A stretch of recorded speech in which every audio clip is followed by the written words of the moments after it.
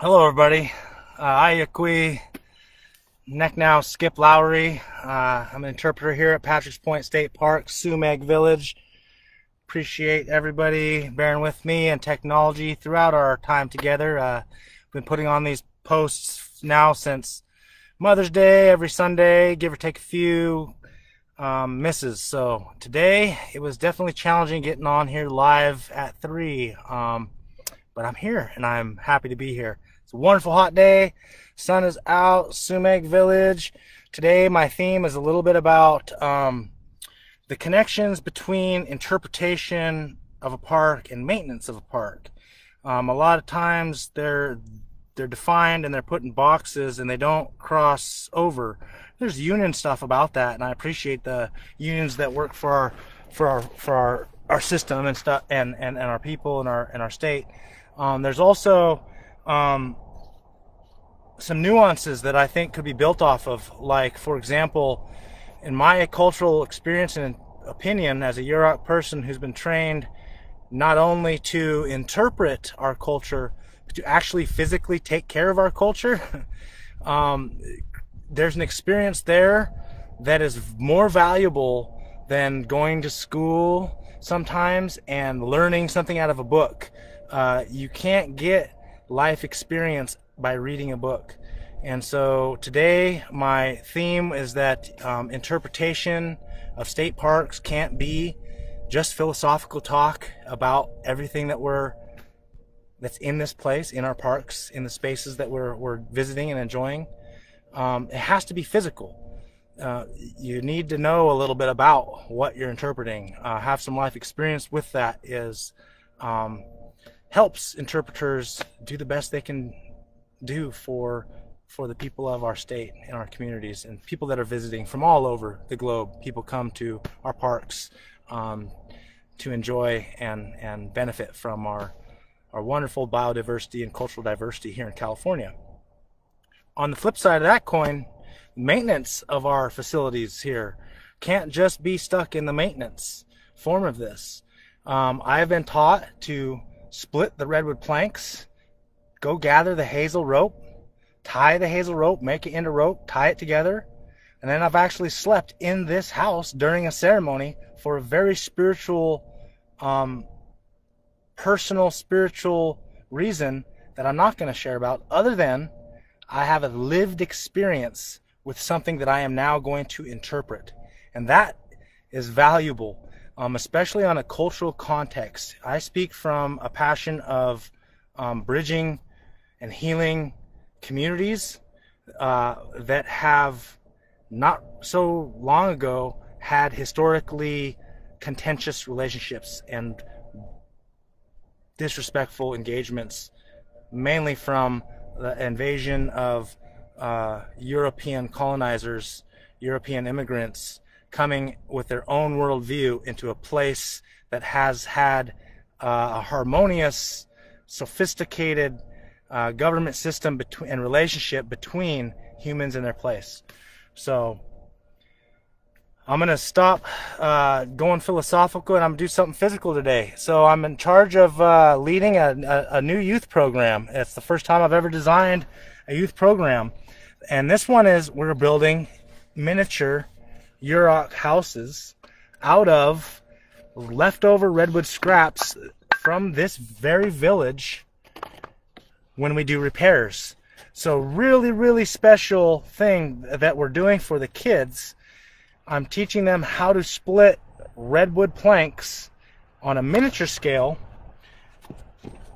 but that's actually the first step into the larger scale. In Yurok Customs, I'm sitting right next to a canoe that is damaged here. I'll just show it to you really quick.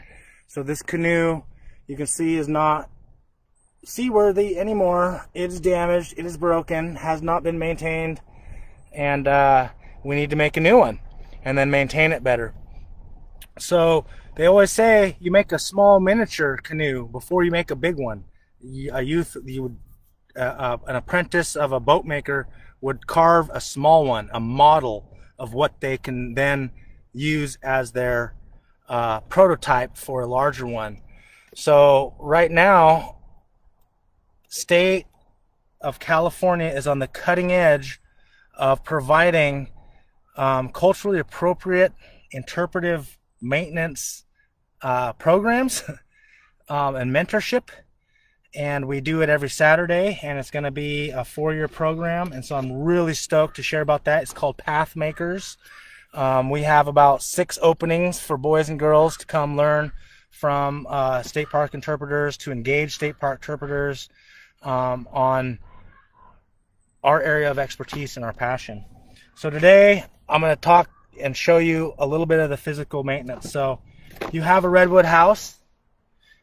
It's miniature. There are the planks cut the same way you cut large ones. And I'm going to show you that, an example of how you split redwood right now. So if you can see here, this is one piece of redwood that was like this, solid. This one's solid, has not been cut except for down to this size, but it's not planked out yet. Same with this one, it's not planked out. This one here has rubber bands around it because I've already planked it out. If you can see here at the top end, I can pull it apart into each individual plank that I've already separated this one into. So what I'm going to do today is show you just a little bit of what the kids, the young boys that are learning during this Pathmakers program, how to split redwood planks on a miniature scale. And again, this is some of the techniques of splitting redwood planks on a big scale. So you start from the skinny end. You find a center. Now you always check the line all the way through. So check line means you just tap, tap, tap. You don't start splitting it. You're just creating the line, the run that you want the redwood to follow in planking. Then after you got your check line from one side to the other, you may start tapping in. What's so beautiful about this wood is this is old growth redwood from Humboldt Redwood State Park. You know, sadly 95% of it has been exploited and cut and removed, and we're in the process through Redwood Rising and other such endeavors to restore old growth habitats, old growth redwood habitats. So this piece of wood is literally probably part of a 1,000-year-old tree, and 30 years ago it was utilized in the making of Sumeg Village, where we're at now, and for the past 30 years it has been part of this community's sacred site. And now during repairs, wood gets rotten, you have to take some out, but the tops of some of this boards aren't rotten, but they're not big enough to be used for living villages. So 10 years ago I just was saving wood. I was like, oh my god, I can't throw this away. This is old growth redwood. I'm not going to burn this. We burned a lot of the slash from the rotten slash that we pulled out when we repaired.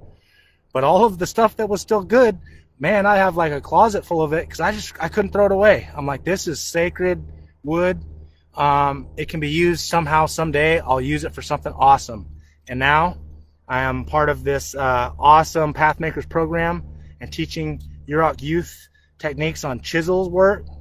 The old days we had elk horn chisels that we would use, and we had adzes that were made with elk horn blades that we would also use, and we would use oak mallets. We would make oak wood mallets to do our fabrication of our planks for our house and our living structures in our sweat houses. So you can see right now on this, I've got it going. I got it started. It's gonna split really nice all the way down because nothing splits like old growth redwood. Nothing does. There's no other straighter, truer grain in the world. So bam, just split a plank for you. Now in the old days, this would be, they'd use elkhorn chisels and they'd be smaller caliber compared to a big oh, come on.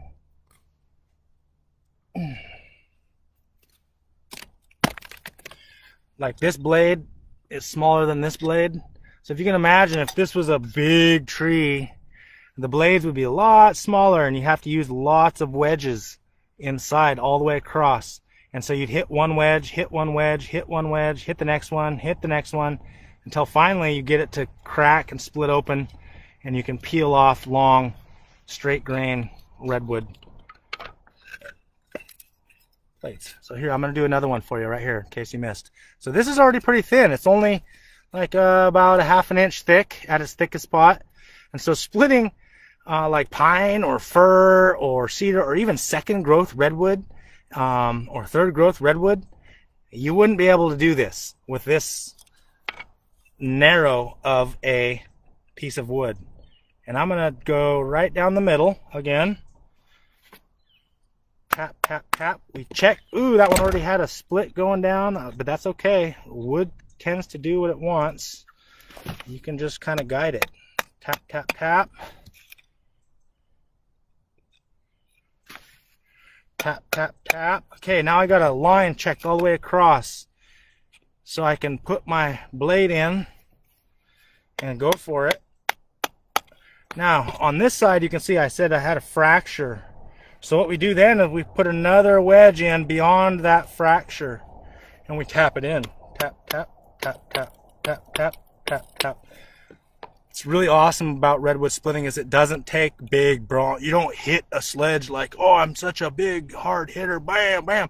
I've got with a lot of crews where guys come in and they pick up the wedge and they're just acting like they're splitting firewood. It's a finesse. This redwood is fragile but strong, and if you know how to be gentle with it, you can actually coax it all the way down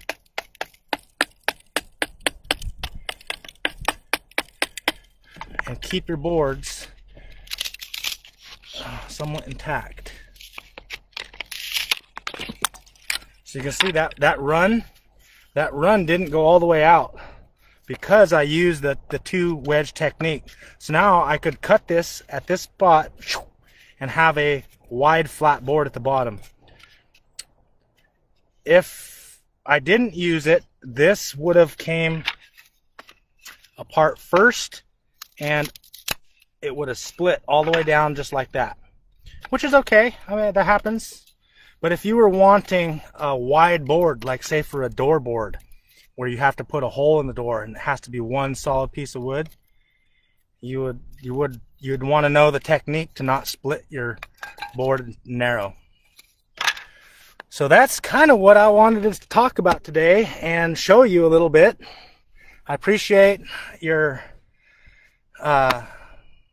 comments. I can't see them right now. I'm looking at a glare-filled screen, so I can't stress enough how important life experience is when you're hiring interpreters to talk about Native American culture, sacred sites, and even every state park in California, because every state park in California is on ancestral Native American territory, period.